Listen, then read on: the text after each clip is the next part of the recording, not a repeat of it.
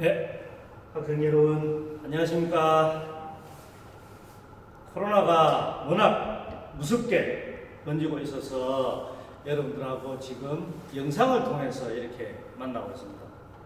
실제로 봄이 왔는데도 지금 봄이 아니죠. 개강을 했는데도 개강을 하지 못했습니다. 강의실에 앉아서 서로 얼굴을 마주 봐야 되는데 지금 그런 상황인데, 여러분들이 무엇보다도 몸과 마음이 건강해야지만이 하고 싶은 거 모든 걸 할 수가 있습니다. 지금 우리 일상은 어떻게 변해 있습니까? 그 이전에 코로나 사태가 벌어지기 이전에 우리는 일상 속에서 일상을 살아가면서 자신의 꿈을 찾고자 했는데, 지금은 오히려 예전의 평범했던 일상으로 돌아가는 게 우리의 꿈이 되어버렸는 그런 삶입니다. 그 속에서 지금 어쩔 수 없이 여러분들과 지금 이렇게 영상을 통해서 만나고 있으니까, 여러분들도 나도 서로 이런 상황을 이해하면서 오늘 영상 수업을 시작하도록 해보겠습니다. 오늘 시작하려고 하는 것은 여러분들과 함께 이 책입니다. 지금 자유론, 존 스튜어트 밀이 저술했는 자유론을 가지고 이 책 내용이 어떤 것인지 좀 자세하게 한번 들여다볼 생각을 하고 있습니다. 예, 여러분들, 자, 아마 존 스튜어트 밀 이름 많이 들어봤을 겁니다. 그죠? 일단 밀에 대해서 알아보기 이전에 책 제목이 자유론입니다.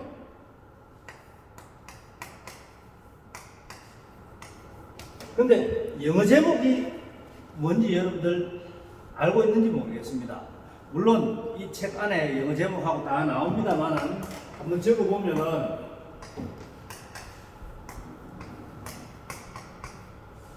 자, 이 가운데에서 자유라고 하면 여러분들이 어떤 단어를 떠올립니까? 지금 책 제목은 On Liberty. 근데 책 제목 생각하지 말고 자유라는 단어만 생각하면 아마 영어로서 두 가지를 떠올릴 겁니다. Liberty와 더불어서 Freedom.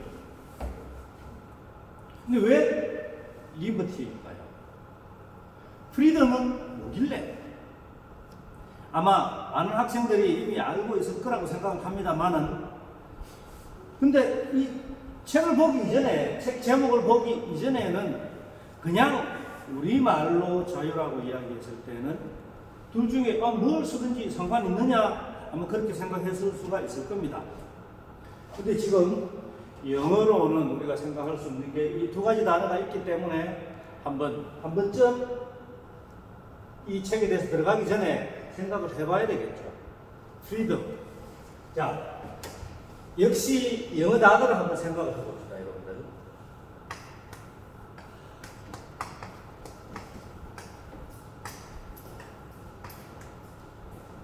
무슨 뜻인지 다 여러분들 알고 있을 겁니다.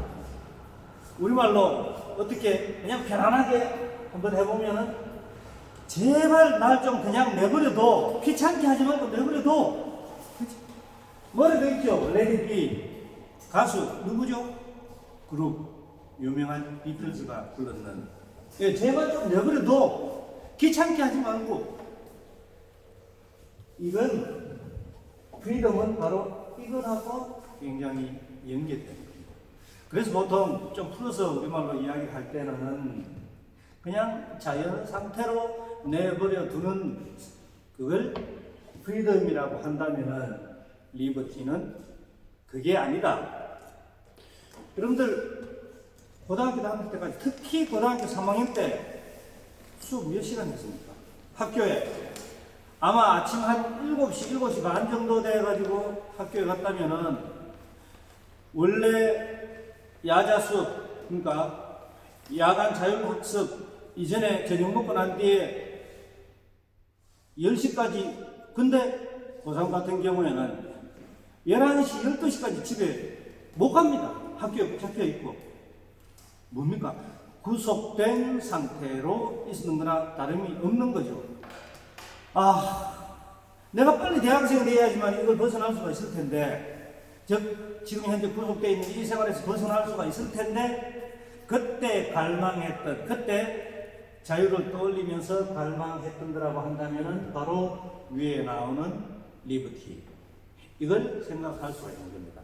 그러니까 이 두 가지 영어 단어를 두고서 우리가 먼저 한번 이 책을 보면서 생각을 해볼 수가 있고, 또 그렇게 출발을 하면은 아마 좀 쉽게 이해될 거라고 생각을 합니다. 예, 그리고 자, 한 학기 우리 수업을 하면서 그 가운데서 이런 교재가 4권이기 때문에 그 4권 가운데 한 개, 원래 정상적으로 하면은 우리가 16주, 15주 강의, 그래서 교재 하나에 3주에서 4주 정도 이렇게 하는데, 그 생각을 하면서 여러분들이 일단 보면 좋겠고요. 그래서 그 교재 가운데에서 이제 이 책에 대해서 이야기를 하려고 하는데, 이 책 안에, 물론 다른 교재도 마찬가지입니다만은, 이 책 안에 이 책을 번역하신 분, 유원기 교수님, 우리 학교, 계명대학교 철학과 교수님입니다. 그분이 뒤에 이제 작품 해설을 다 해놓은 게 있습니다. 그러니까 책 내용을 먼저 읽어볼 수도 있고, 나중에 읽어볼 수도 있습니다. 즉, 책을 먼저 읽어보고 작품 해설을 볼 수도 있고, 그건 뭐 순서에 상관이 없습니다. 사실은 작품 해설을 보고 그 다음에 책을 읽어볼 수도 있고 이렇게 될 텐데, 나는 지금 여러분들하고 이 영상 강의를 통해서 수업을 하면서는 작품 해설을 중심으로 해서 먼저 한번 살펴보고, 그리고 앞으로 책 내용에 들어가서 여러분들하고 이야기를 하려고 합니다. 실제로 같이 앉아서 한다면은 하나하나 하면서 내가 설명하고 여러분들이 그냥 앉아서 듣기만 하는 게 아니라 의문이 생기고 하면은 그 자리에서 바로 손을 들고 질문을 하고, 그냥 대화만 주고받는 게 아니라 특별한 주제가 나오면은 그 주제를 가지고 토론도 할 수가 있고 그런 상황이 되는데, 지금 이 영상 강의에서는 그게 전혀 안 되고 있기 때문에 그런 특성을 여러분들 생각하고 한번 보도록 합시다. 자, 그러면은 우선 이따가 다시 또 쓰더라도 우선 지우겠습니다. 요거는.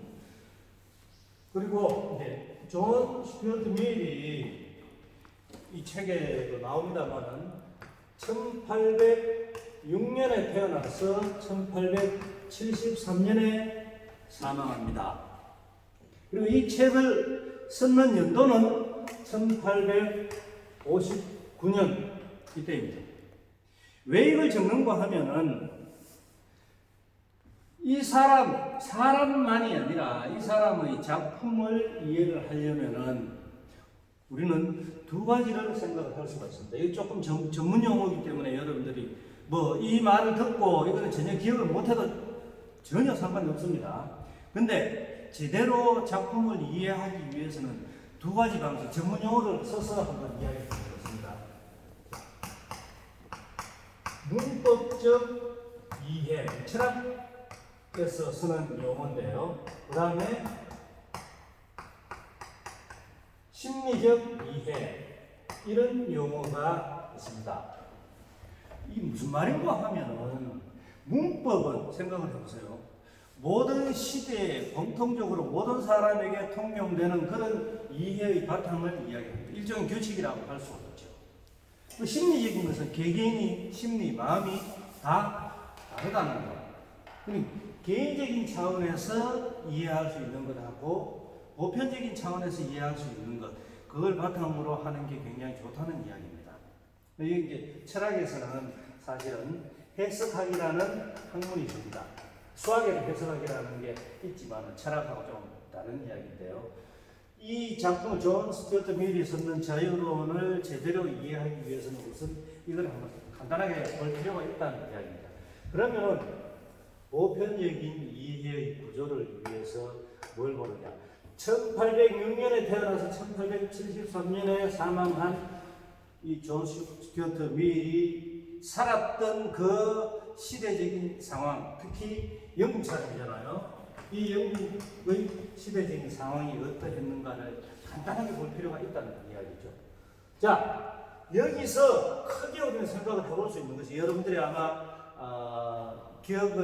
공부를 했는 사람은 기억을 할 거고 못했는 사람도 상식적으로 좀 많이 알고 있을 거라고 생각하는데요. 영국 사회가 산업혁명을 거치면서 굉장히 발전하고 있던 그런 사회.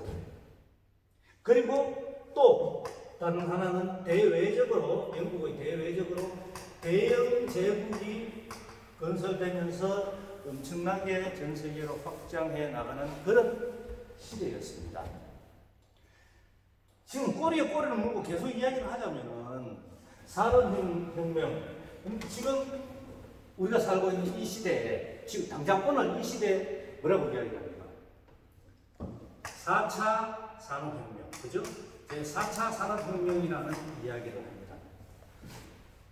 이 꼬리에 꼬리를 물고서 이런 것들을 연상시키는 거라고 하는데, 자, 4차, 그러면은 인공지능 시대도 지금 4차 산업혁명이라고 그러잖아요. 그렇다면 3차 산업혁명은 어떤 시대였다? 생각해 볼 수 있죠? 인터넷과 반도체를 중심으로 해서 우리 삶의 방식이 완전히 뒤집어 엎어지는 것을 이야기합니다. 그러면 2차 산업혁명은 또 뭐? 이거는 전기가 발명되면서, 그리고 조금 길게 연결을 해가지고 또 볼 수도 있겠죠. 전기 이전에 1차 산업혁명은 전기관. 예. 요렇게 구별을 하기도 합니다. 근데 어떤 사람은 엘빈 토플러라는 사람, 즉, 엘빈 토플러 당시에 이제 미래학자라고 이야기했는데, 그 사람이 쓰는 책 가운데서 제3의 물결이라고 유명한 책이 있습니다. 거기서는 지금 칠판 적진 않겠는데, 제1의 물결, 2의 물결, 3의 물결 이렇게 했는데, 제1의 물결은 우리 맨 처음에 원시인들이 어떻게 살았습니까? 한 곳에 정착해서 살았는 게 아니라 먹을 것을 찾아서, 먹을 것은 채취, 즉 열매를 따서 먹고, 열매가 이제 맺히는 곳에 다니면서 따서 먹고, 또 동물이 이동하는 것에 따라서 옮겨 다니면서 사냥을 하는 거예요. 이렇게 옮겨 다니면서 생활하는 거죠. 그러다가 이제 열매를 따서 먹고 하는 게 아니라 이거 심어가지고 수확하는 것을, 그러니까 이제 그 상황입니다. 심어가지고 수확할 줄을 알았는 거죠. 농경사회가 이제 조금씩 시작하게 된 거. 그래서 농경사회를 위해서 동물을 사육을 하기 시작했죠. 가축을, 그냥 동물이 아니라 이제는 가축이 되는 거죠. 정착 생활을 하게 돼요. 그게 제1의 물결, 그러니까 이동 생활을 하다가 수렵과 채취 등등을 하면서 이동 생활을 하다가 정착을 하게 된 농경사회, 그게 제1의 물결이라고 한다면 제2의 물결은 여기서 이야기하는 것처럼 특히 이제 1차 산업, 농경사회에서 이제는 경공업, 수공업, 가내공업 중심하다가 전기기관 이런 것들이 발달하면서 대규모 대량 생산이 가능해지고, 그리고 이제 먹는 것이 아니라 1차 산업하고 연결지어서 생각을 하면은 양을 잡아서 먹는 게 아니라 양이 사실 입고 있는 게 아니죠. 양 가죽을 벗겨서 양털을 가지고 우리가 입는 옷을, 그전에는 가죽을 벗겨서 그냥 바로 입었다고 한다면, 물론 그건 아주 옛날 이야기지만은 털을 가공을 해가지고 그런 식으로 전기기관의 힘으로 농업사회에서 산업사회로, 공업사회로 경공업 중심이긴 하지만은 넘어오게 돼서 제2의 물결이라고 했습니다. 그런 공업에서 이제는, 그러니까 2차 산업 중심이었다고 한다면은 3차 산업 중심인 사회로 넘어올, 그게 여기 지금 3차 산업혁명하고 연결되는 거예요. 바로 그런 식으로 그걸 가지고 엘빈 토플러는 그 당시에 제3의 물결까지 이야기를 했거든요. 근데 그 이후로 우리는 4차 산업혁명, 그러니까 이 산업혁명, 그 출발점을 이룬 게 영국의 산업혁명. 이런 시대적인 상황이죠. 그거 생각하고, 그럼 이 산업혁명을 했으면 수많은 재료들, 원자재 이런 것들이 필요할 거잖아요. 이미 그 이전부터. 그러니까 경공업, 간의 수공업 형태, 이제 그 유럽 중세 시대에서 건세로 넘어오고 하면서 이미 뻗어나가는 게 전 세계로, 아프리카를 비롯해서 아시아 쪽으로 해서 뻗어나가는 게 뭡니까? 말이 좋아서 대영 제국이라고 하지만 실제로는 식민지를 개척하는 거죠. 전부 식민지, 해가 지지 않는 나라. 그래서 유나이티드 킹덤, UK라고 이야기를 하죠. 이런 시대적인 상황 속에서 살았습니다. 존 스튜어트 밀이. 그렇다면 과연 어떤 생각을 할 수가 있었을까 하는 걸 우리는 생각해 볼 수 있다는 거죠. 그걸 바탕으로 해가지고 이 자유론 읽어볼 수가 있다. 그러니까 아까 다시 적어볼까요? 리버티만 적어보겠습니다.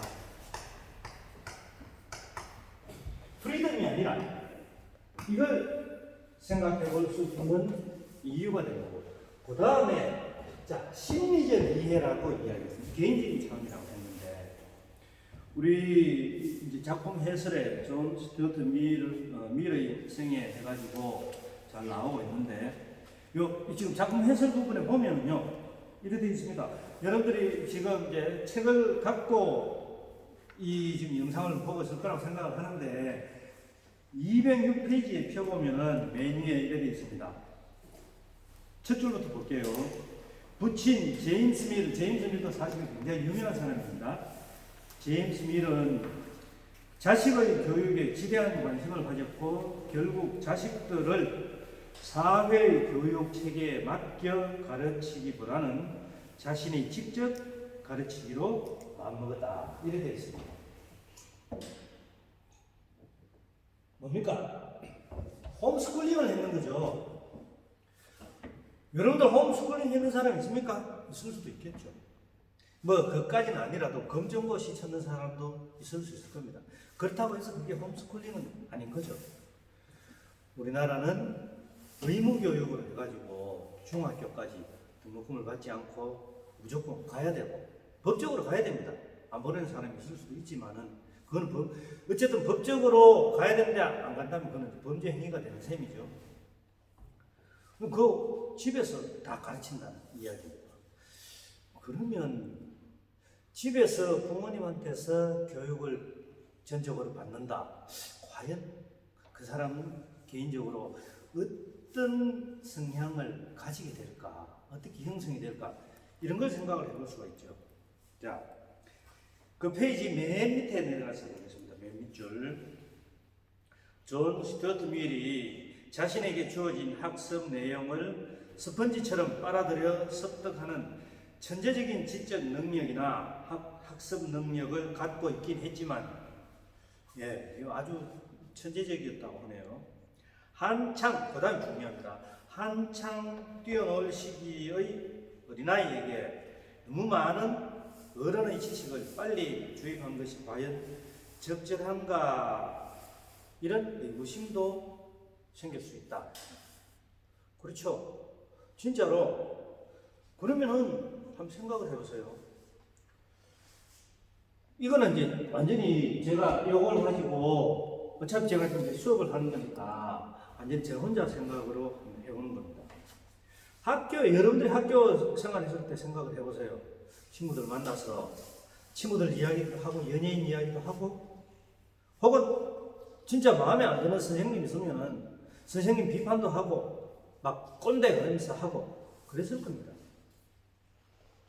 친구들끼리, 동년배들끼리 이런저런 온갖 이야기도 하고 그러면서 또 학교 공부에 대해서도 이야기하고 할 수 있을 텐데, 존 스튜어트 밀은 그런 것에 대해서 집에서 하니까 부모님, 특히 아버지하고만 대화를 나누게 됐다. 그런 게 이 밀에게 과연 어떤 영향을 끼쳤을까 하는 걸 생각해 볼 수가 있겠죠. 그러니까 우리가 일반적으로 생각하는 그런 모습은 아닐 거다 하는 걸 충분히 생각할 수 있습니다. 그런 특성을 생각하면서 우리는 또 이 책을 볼 수 있다는 이야기인 거죠. 그 페이지를 넘겨서 보면은 208페이지 밑에서부터 셋째 줄입니다. 물론 이건 이제 이 작품 해설을 해놨는 유은기 교수님의 생각도 많이 들어가 있을 수 있다는 것을 염두에 두고 볼 필요가 있습니다. 결과적으로 존 스튜어트 밀은 학교를 다니는 다른 아이들이 관심을 가질 만한 일들에 익숙하지 않았고, 또한 체력적으로 건강하긴 했지만 다른 아이들이 흔히 할 줄 아는 운동 경기나 놀이도 전혀 알지 못했다. 예, 그럼 봅시다. 리버티이긴 하지만 여기에 대해서 논하고 있긴 하지만은 지금 미리 자라온 이걸 보면은 아까 쓴 다시 또 써봐야 되겠죠. 프리덤 이 의미에서 자유는 과연 미리 어떻게 느꼈을까? 예, 어차피 우리는 이걸 가지고 이해를 하고 해석을 하는 셈이기 때문에 정답이 뭐다 이렇게 이야기하는 건 절대 아닙니다. 그 정도는 근데 생각을 하고 미리, 그리고 이 책을 읽어볼 필요가 있다. 그러면 이런 것들을 여러분 자신한테 한번 대입시켜 보세요.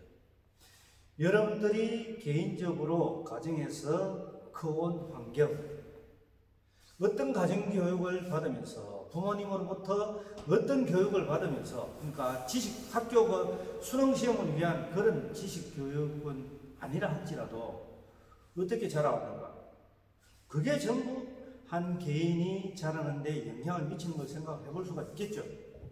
그러니까 그럼 거기다가 자유라는 말, 리버티와 프리덤을 굳이 생각하지 않더라도 그냥 우리말로 자유라는 단어를 여러분들 자신하고 한번 결부시켜서 생각해 보면은 과연 어떤 게 먼저 떠오를까 이 생각도 할 수 있을 겁니다. 이런 걸 바탕으로 해가지고 이제 한번 보려고 합니다. 자, 그렇기 때문에 이제 한 가지만 더 이 미래의 생애에 대해서 이 해설서를 통해서 한번 보면은요, 211페이지 밑에서부터 여섯째 줄입니다. 211페이지 밑에서부터 여섯째 줄. 마침내 그는 이성적인 분석 능력뿐만 아니라 수동적인 감수성도 개발되어야 한다고 생각하게 됐다. 자, 이성적인 분석 능력. 네. 여러분들 당장 이렇게 생각해 보세요. 아까 내가 집에서 가정교육 이야기를 했는데, 부모님하고 대화를 해보면은 여러분들이 어렸을 때, 특히 좀 어렸을 때, 사춘기 때 생각을 해보세요. 누가 더 감성적이고 누가 더 상대적인 얘기입니다. 누가 더 이성적이었는가? 이성적인 게 반드시 옳다, 그런 이야기는 아닙니다. 그런 생각할 필요가 없고, 그냥 느낌에 여러분들이 사춘기였을 때보다는 부모님이 더 상대적으로 이성적이다 이렇게 생각할 수 있을 겁니다. 그러니까 이걸 미일에게 갖고 와서 생각해 보면은, 미일을 교육시키는 미일의 아버지 제임스 밀이 밀보다는 훨씬 더 이성적이었다고 생각할 수가 있을 거고, 밀 자신은 거기에 비해서, 아버지에 비해서 상대적으로 감성적이었다 생각할 수 있을 겁니다. 그런데 이성적인 밀보다 상대적인 아버지 밀에게서 교육을 받았으니까, 그러다 보니 어떻습니까? 인간은 이성적인 것만 중요한 게 아니라 감성적인 것도 굉장히 중요하다고 생각을 하게 됐겠죠. 그래서 그런 내용도 이 책 안에 녹아 있다 하는 이야기입니다. 이걸 바탕으로 해가지고 이제 한번 볼 수가 있겠습니다. 자, 그러면은 이 책 215페이지 책 내용에 대해서 이제 저자가 우리 유영기 교수님이 소개하고 있는 것을 한번 보도록 하겠습니다. 내용을 중심으로 이렇게 해설을 해놓은 겁니다. 자유론, 자유에 관하여 on liberty, 그죠? 내용 분석을 했는데 일단 이렇게 했습니다. 215페이지 위에서 셋째 줄 보면은 미리 공리주의적인 동시에 자유주의적인 사회개혁가라고 했습니다. 여기서 이제 중요한 말이 나옵니다. 우선 이제 이거 좀 지우고 공리주의 도대체 뭔지 한번 또 살펴봐야 되겠습니다.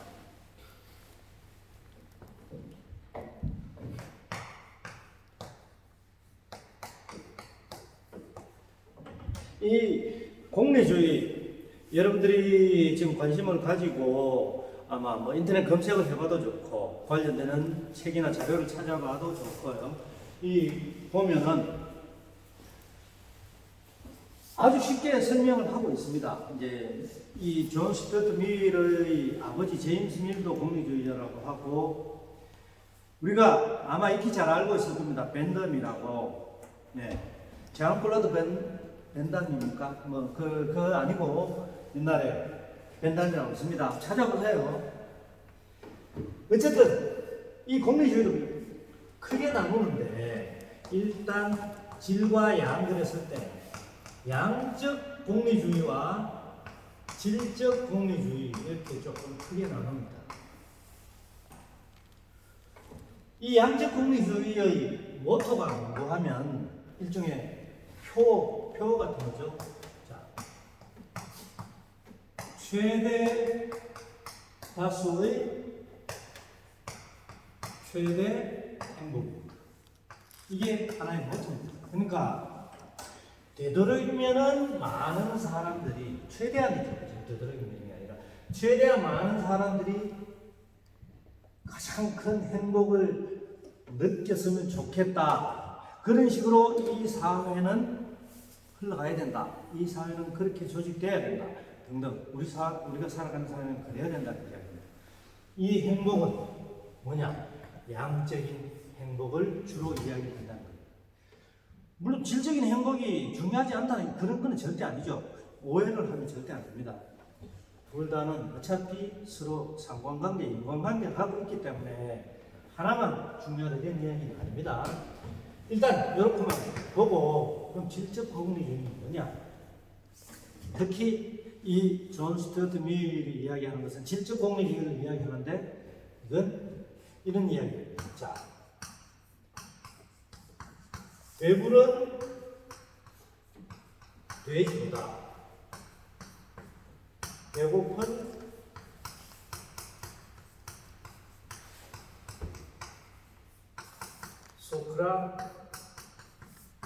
소크라테스가 더 낫다. 이 낫다 이거 잘못 쓰면 안 됩니다. 시옷을 쓰면 더 낫다가 되어버립니다. 시옷입니다. 시옷. 아주 중요합니다. 그러니까 이게 자 배부른 돼지를 보면 양적으로 배부른 거 이야기하는 거잖아요. 그러니까 그 이야기가 아니라 그보다는 나는 육체적으로 지금 좀 빈곤할지라도 그러니까 배는 좀 고플지라도 정신적으로 풍족함을 느끼는 육체적인 쾌락보다는 정신적인 쾌락이 훨씬 더 중요하다고 생각하는 이쪽입니다. 그런데 이 공리주의가 쾌락과 행복을 추구하는데 이 쾌락 정신적인 쾌락도 중요하지만 육체적인 쾌락. 근데 이 쾌락 그런다고 해가지고 그죠? 무조건 여러분들이 아주 선정적인 쪽으로만 생각을 할 게 아닙니다. 지금 여러분 많이 배가 고프다면 어떻습니까? 사람에 따라 나는 그렇습니다. 배가 고프면은 정신을 못 차립니다. 뭘 먹어야 돼. 근데 안 그런 사람들도 많이 있지만 그것 때문에 굉장히 기분이 나빠지고 이럴 수가 있는 거죠. 그죠? 그러니까 배가 고픈 것을 참지 않고 뭔가를 먹을 수 있는 게 있어가지고 먹고 나면 기분이 좋아진다. 이런 것들이 전부 다 쾌락에 해당되는 겁니다. 근데 이렇게 공리주의가 추구하는 쾌락과 행복은 사실은 인간의 이기심을 전제로 하는 게 되는 거죠. 물론 이타심을 갖고 있는 사람도 많이 있습니다. 먹을 게 얼마 없는데 배가 고프기는 다 같이 고프고 조금이라도 나눠 먹으려고 하는 사람도 있지만 그렇지 않은 사람도 있죠. 근데 그런 쪽으로 양적인 공리주의를 이야기하다 보니까 이 이기심이, 인간의 이기심이 경제적으로 경제적 자유주의로 흐르게 되는 겁니다. 자, 그게 아까 이제 이야기했던 대영 제국이라고 이야기했죠. 다시 또 적어봐야 되겠죠. 미 당시죠. 이 대영 제국은 연결되는 게 해외 식민지하고 연결됩니다. 자기네들의 입장에서 마음대로 식민지를 개척하려고 하는 이런 게 있습니다. 자, 근데 그리고 지금 자유론하고 연결되어서 자유론하고 생각을 해보면 경제적으로 식민지를 마음대로 개척을 하고 일단 힘이 있으니까 그죠? 그리고 그 식민지하고 뭐 갖고 오는 거 약탈을 해오는 거죠. 전부 다 대부분이 그런 것도 마음대로 할 수 있는 이거 전부 자유주의라고 이야기를 했는 거거든요. 일단 경제적인 풍요가 중요하다. 맞습니다. 우리는 먹고 살아야 되죠. 그러면은 우리는 이제 이런 책을 읽으면서 생각을 해볼 수 있는 게 좋아, 먹고 사는 게 중요하다. 그러면 먹는 게 해결이 됐다 합시다. 요즘 대부분 먹는 거 정도는 다 해결하니까 그 다음에 우리는 던져봐야 되는 거죠. 배가 부르고 난 다음에 뭐 할 거냐? 전부 배부르다고 누워 잠자지는 않을 겁니다. 다이어트하고 건강 생각한다고 잠 안 자고 별짓을 다 합니다. 배부르니까 이제 배고픈 거 생각 안 하고 하고 싶은 것도 생각할 거고. 근데 그 이전에 이걸 가지고 먼저 경제적으로 이걸 먼저 생각을 한다는 거죠. 근데 이게 밀 당시에만 이러고 끝나느냐? 아닙니다. 오늘 지금 우리가 살고 있는 오늘날에도 여전히 이거는 행해지고 있습니다. 어떻게? 지금 연결되는 게 지금도 여전히 이 말이 그대로 통용되고 있죠. 신자유주의, 세계화 등등 해가면서 이 지금 경제하고 전부 연결되는 겁니다. 여기서 어떤 전 세계적으로 뭐가 나왔습니까? FTA. 신자유주의 그러면서 FTA를 체결한다. FTA 뭔지 알죠? Free Trade Agreement. 이게 FTA입니다. 근데 맞습니까? FTA 체결을 누가 합니까? 경제 주체들이 하는 게 아니거든요. 기업들끼리 하는 게 아니에요. 정부가, 각 나라의 정부가 나서서 FTA를 한다. 자유 맞습니까? 정부가 이걸 체결한다는 자체가 이미 자유가 아니라 통제를 한다는 이야기입니다. 용어상에서 모순이 되는 셈이죠. 경제에서 자유주의라고 이야기를 하면서 그럼 기업들끼리 손해를 보건 말건 알아서 하도록 아예 처음부터 끝까지 던져놔야 되지. 왜 그거를 정부에서 각 나라의 정부에서 나서가지고 합니까? 이게 전부 다 지금 연결되고 있는 겁니다. 결국 뭡니까? 그러니까 다시 또, 그죠? 미리 이야기하는 자유, 리버티하고 연결이 되는 거죠. 프리덤이 아니고. 그렇게 생각을 하면서 우리가 이거를 이해를 해야 됩니다. 그러니까 공리주의, 이걸 생각을 하면은 이쪽으로까지 연결했는데 결국에는 경제적으로 이런 걸 보고 해도 추구하는 게 도대체 그러니까 배가 부르든 어쨌든 간에 양적인 거죠. 돼지를 목표로 하는 거 아니냐. 그러다 보니까 우리는 몸이 구속된다. 더불어서 정신도 함께 사실은 구속되어 있으니까 그걸 벗어나고 싶다. 자유로운 사상가, 나름대로 자유로운 사상가라고 할 수 있는 진리의 사상가라고 할 수 있는 소크라테스의 정신을 우리는 생각을 해볼 수 있다는 거예요. 물론 이 책에 또 소크라테스 이야기도 나옵니다. 당연히 이런 것들까지도 미리 생각을 해보면서 이제 볼 필요가 있는 거죠. 자, 그러면은 이 책 해설 이제 217페이지로 넘어가서 보겠습니다. 217페이지 아래쪽에 제1장 서론 해놨는데 이래 놨습니다.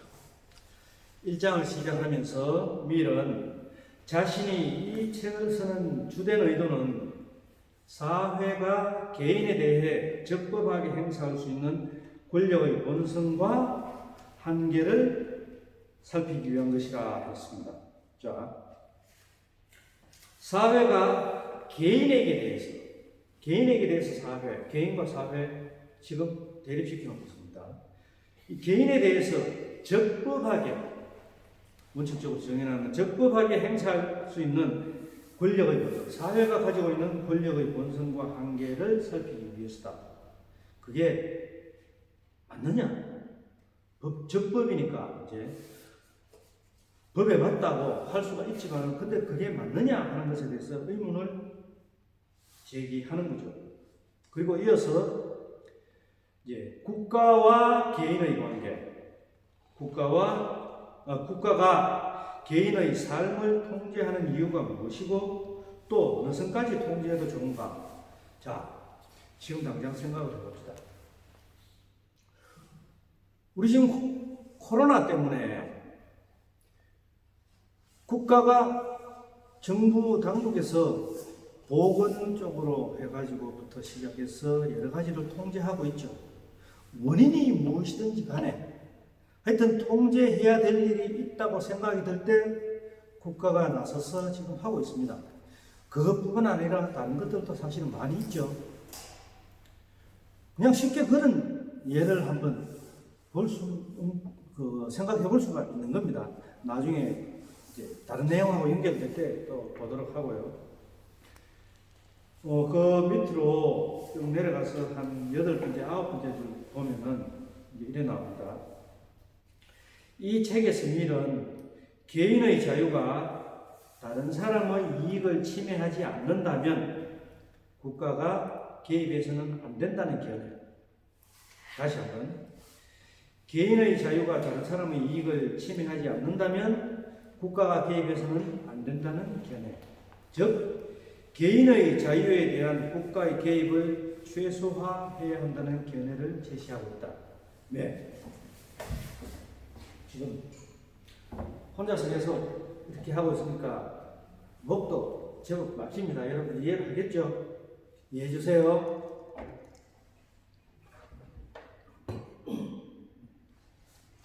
그러니까 그냥 한마디로 이야기하면은 국가가 개인의 자유를 어디까지 제한해도 되는가 하는 그런 이야기입니다. 그렇지만은 개인의 자유에 대해서 국가의 개입은 최소화해야 되는데, 근데 국가는 뭡니까? 이 세상을 단 자기 혼자서만 살아갈 수 있는 사람은 아무도 없죠. 극단적으로 무인도에 가 있다, 무인도에 가서 혼자 산다, 그런 극단적인 예는 지금 들 필요가 없죠. 아무도 그렇게 살려고 하는 사람은 없으니까. 더불어서 어쨌든 다른 사람과 함께 살아가야 되는 거예요.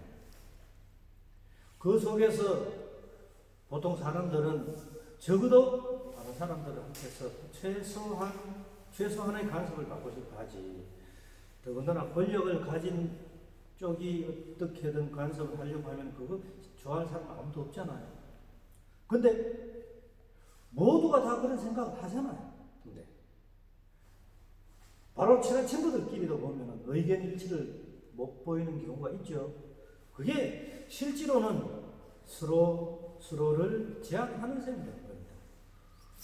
그게 좀 더 심하게 될 때, 심한 다툼으로 일어나고 이렇게 될 때 어떻게 됩니까? 도덕적으로 둘이서 해결할 수 있으면 모르는데 그게 안 될 때 국가라는 권력기관에, 즉 법에 호소해서 우리는 통제를 받으려고 합니다. 그게 결국 스스로 찾아가서 통제를 받는 셈이 되는 거죠. 그런 것들까지도 생각을 해볼 수 있습니다. 네. 그렇지만은 이제 옆 페이지 넘어가서 3분의 1점 위에서 3분의 1점 처음 시작하는 부분 보면은요, 단락 처음 시작하는 부분. 밀은 이제 다음표 속에 들어있는 것은 이 책 안에 들어있는 내용입니다. 밀의 말입니다. 정보의 간섭이 적절한가 또는 부적절한가를 시험하는 공인된 원리는 없다고 이야기합니다. 그렇죠. 자, 보세요, 여러분들. 여기서 우리가 또 한번 생각을 해볼 수 있는 게요. 자, 주고 다시 해보겠습니다. 공인된 원리, 지금 방금 정보의 간섭이 적절한가 부적절한가 시험하는 공인된 원리가 없다. 근데 정보의 간섭이라고 했을 때 말 그대로 적고 있습니다. 어떻게 간섭을 합니까? 정부는 권력기관, 통치기관 뭐 이런 것들이잖아요. 그죠? 법을 통해서 간섭을 합니다. 법적으로. 그럼 법은 왜 만들어졌느냐? 그러면 또 혹시 이것과 함께 연상작용을 일으켜서 떠오르는 단어가 있습니까? 아마 있을 거라고 생각을 합니다. 그게 뭔가 하면은 법과 더불어서 윤리 혹은 도덕 이겁니다. 자, 봅시다. 법은 제도화된 것입니다. 그죠? 제도화된 것이고, 도덕은 관습이, 이 관습은 개개인의 습관이 특정 시대, 특정한 지역에서 그 보편적인 것으로 귀결이 돼가지고 관습이라는 걸로 나옵니다. 그게 그 나라 혹은 그 지역, 그 시대의 윤리가 되고 도덕이 되는 겁니다. 그래서 나라마다 반드시 같을 수는 없죠. 우리 예를 들어서, 여러분들 그거 알죠? 서양에서 서양 사람들이 사람을 부를 때 이렇게 안 부르잖아요. 이렇게 부릅니다. 아니면 이렇게 부르든지. 근데 우리는 개를 부를 때, 여러분들 반려견 갖고 있는 사람, 키우고 있는 사람들 때문에 반려견 이렇게 안 부르잖아요. 그죠? 그런 것들 다 마찬가지입니다. 뭐 악수할 때 얼굴 서로 눈 마주보고 하느냐. 근데 우리는 악수할 때 이 사람하고 오면 숙이고. 이 전부 뭡니까? 다 다르다는 거예요. 법. 근데 이것들이 전혀 변하지 않는 것도 있을 수 있습니다. 전 세계 인류가 과거부터 지금까지 전부 다 그게 맞다고 인정하는 거. 예를 들어서 살인하면 안 된다. 이런 것들 다 인정을 하고 있으니까. 극단적인 이런 거 제외하고 다른 것들 생각하면은 이것은 시대와 지역에 따라서 역시 언제나 변화할 수 있는 겁니다. 그러니까 방금 보면은 정보의 간섭이 적절한가 부적절한가 이거를 시험하는 공인된 원리가 없다. 왜? 언제든지 바뀌니까. 근데 하여튼 여러분들한테 이렇게 하다 보면은요, 수업 시간 그냥 얼굴 마주보고 할 때는 더 많은 이야기들이 나올 수가 있어요. 내가 지금 살인을 예를 들었지만 이것도 너무 웃깁니다. 사람 죽이면 안 된다. 다 동의하잖아요. 근데 사람을 더 많이 죽이면 죽일수록 영웅이 되는 경우가 있습니다. 언제? 전쟁에서죠. 예. 도대체 우리가 어떻게 이걸 가지고 설명하고 이해를 해야 됩니까? 그래, 분명히 전쟁에서 사람을 죽이는 것도, 그게 적이건 누구건 간에 사람을 죽이는 것도 살인입니다. 진짜 보편적인 원리는 살인하지 말라고. 당연히 전쟁도 안 일어나요. 일으키면 안 되는 거죠. 그러니까 전쟁을 일으키는 자, 누구? 살인자입니다. 거기서 영혼이 있을 수가 없어요. 이 세상에 그 누구든지 간에. 방어를 위해서 어쩔 수 없이 죽이는 경우 이해를 못한다가 아니라 원리 원칙적인 것을 가지고 지금 이야기를 하는 겁니다. 딴 게 아니고. 그리고 여기서 잘못을 가질 때 어떤 식입니까? 누가 먼저 도발을 했느냐, 이제 그걸 갖고 따질 수밖에 없는 거죠. 현실은 이 원리 원칙대로 안 되고 있으니까, 그 원리 원칙대로 안 되고 있으니까 미리 또 이런 책을 쓸 수밖에 없었다 볼 수 있는 거죠. 자,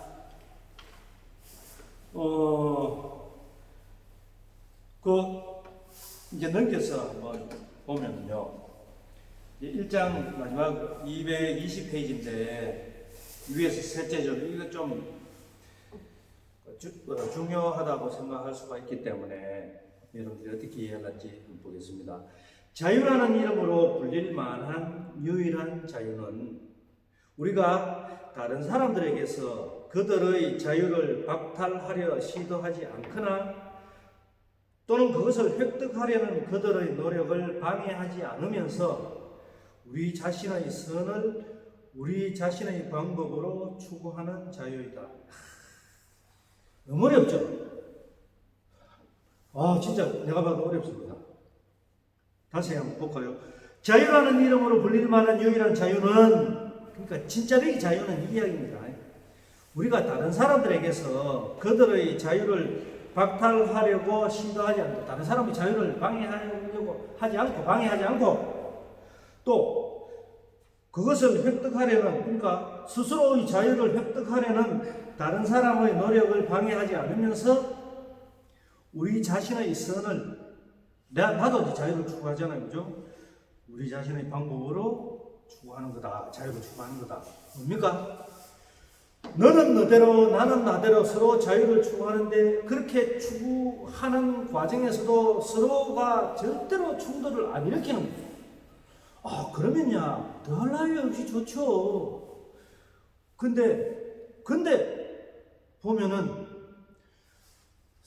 여러분들 아마 그 초중 고등학교 특히 사춘기 때 친구들하고 그런 장난치고 했을 겁니다. 나는 자유다, 난 자유로운 사람이 하면서 친구한테 지어갖고는 왜 때려? 왜 내가 내 마음대로 하는데? 안 맞을 자유가 있는 거죠. 근데 재미로 그렇게 했을지라도 이제 보면은 지어박는 거, 거기서 이미 충돌이 일어난다는 이야기죠. 자, 근데 중요한 게, 이어서, 이것은 절대적이고 무조건적인 자유 해놨는데, 요게 이제 굉장히 중요합니다. 절대적이고 무조건적인 자유. 그게 뭐냐? 자, 일단, 두 줄만 더 읽어보고요. 절대적이고 무조건적인 자유만이 자유이며, 이러한 자유는 다른 개인이나 정부에 의해 방해 또는 간섭되어서는 안 된다는 것이다. 자, 보세요. 아까 이제 이야기했던 게 나옵니다. 절대적이고 무조건적인 자유. 다른 사람에게서 간섭받지 않고, 정부한테서도 간섭을 받지 않고, 그 자유는 리버티인가 프리덤인가? 그냥 요 설명대로만 하면은 그냥 내버려도 내한테 그 어떤 간섭도 하지 말고 차라리 이 단어에 더 가깝다고 할 수 있을 겁니다. 근데 요거는 이제 이런 무조건적인, 절대적이고 무조건적인 자유를 추구하는데, 원하는데, 지금 내가 그렇게 되지 않다고 느낄 때 나에게 자유를 달라. 이게 되는 거죠. 그때는. 그럼 이 자유로 여기서 떠오르는 게 있어야 됩니다. 자, 잘 봅시다. 이 자유는 지금 내가 억압당하고 있으니까, 통제당하고 있으니까 그것으로부터 벗어나고 싶다. 무엇으로부터? from. 그죠? from. 자, 여기, 그죠? 무엇으로부터 벗어나고 싶어 하는 자유. 그래서 나는 프리덤이다. 난 지금 프리하다. 들어 누워가지고 나는 지금 레디비 상태가 되어 있는 거야. 근데 있다 보니까 여러분들 그렇게 얼마나 그렇게 있을 수 있습니까? 얼마 동안 그렇게 있을 수 있습니까? 여러분들 혹시 지금 여러분들이 어떤 단체에 속해 있는가 한번 생각을 해보세요. 지금 여러분들이 정상적으로 개강을 해가지고 들어갔다면 지금 캠퍼스에 동아리 모집한다고 쫙 천막을 쳐가지고 쫙 깔려 있습니다. 그럼 쭉 다니면서 내가 어디 소속될 데 없나, 내가 어디 들어갈 데 없나, 혼자서 놀 줄을 모르고 혼자서 지낼 줄을 모르고 이제 레디비 얼마 못 가가지고 그걸 벗어나고 싶어 하거든요. 불안한 느낌입니다. 뭘 해야 될지도 모르겠고, 물론 그 이야기는 또 나중에 내가 충분히 해야 됩니다. 할 거고. 그래서 무고하면 혼자서 할 줄 아는 게 없고 할 수 있는 게 없고 하다 보니까 어딘가에 소속되려고 하는 게 생깁니다. 들어가려고 하는 거죠. 동호회 같은 것부터 시작해서 종교생활도 마찬가지입니다만은, 그건 뭡니까? 내가 나를 스스로 이제 불렀는 게 아닌데 내가 나를 스스로 그 어떤 집단에 집어넣어서 통제를 하려고 합니다. 나를 좀 통제해 주세요 하는 거. 근데 불렀는 게 아니라 억지로 땡겼는 게 아니기 때문에 자기 스스로 찾아갔잖아요. 자유롭게. 그럼이 아니고 이제 투가 되는 겁니다. 여기서 이걸 가지고 소극적 자유라고 하고, 이걸 가지고 적극적 자유라고 이야기합니다. 에릭 프롬이 자유로부터의 도피 이야기하면서 책에서 또 이야기를 하고 하는데, 꼭 에릭 프롬 이야기가 아닐지라도 우리는 무엇으로부터 벗어나고 나면은 얼마 못 가서 그걸 견디지를 못하고 자신을 통제되면 좋겠다고 생각하고 찾아가는, 자기 의지를 찾아가기 때문에 그걸 이제 적극적인, 이거는 그냥 수동적으로 벗어나려고 하는 그런 자유로 결국에는 구별하게 됩니다. 결국 계속해서 이런 상관관계에 있는 게 됩니다. 여기서 이제 이 뒷부분에 나옵니다만은, 나오는 게 하면 정부가, 그러니까 지금 모두가 다 자유를 추구하고 하다 보니까 자유끼리 충돌이 생기니까 이래서는 안 되겠다. 이 자유를 통제를 해야 되겠다. 나를 지켜주는 어떤 집단이 들어가면 좋겠다. 그게 이제 정치적 정파가 될 수 있고, 국가 단위로는 국가가 나를 지켜줘야지 하면서 스스로 들어가는 게 되잖아요. 보호해주기 위해서, 지금 코로나 때문에 통제하고 막 하잖아요. 보호해주기 위해서 통제를 하는데, 그러다 보니까 또, 나는 구속이 돼 있다. 또 벗어나려고 하죠. 근데 그 사람의 성격에 따라서 그 통제 속에서 오히려 그거를 만족해 하는 사람도 있어요. 왜? 평화로움을 느끼고, 불안함을 좀 적게 느끼니까. 나는 지도자가 되기보다는, 권력자가 되기보다는 그냥 시키는 대로 따라가는 게 편해 하는 사람도 있을 수 있습니다. 그러니까 절대적이고 무조건적인 자유, 과연 그게 가능한가? 우리는 일단 이 의문을 한번 던져보면서 일단 1장까지, 이 책 1장까지의 해설은 여기서 마치도록 하겠습니다. 다음 시간에 만나겠습니다. 감사합니다.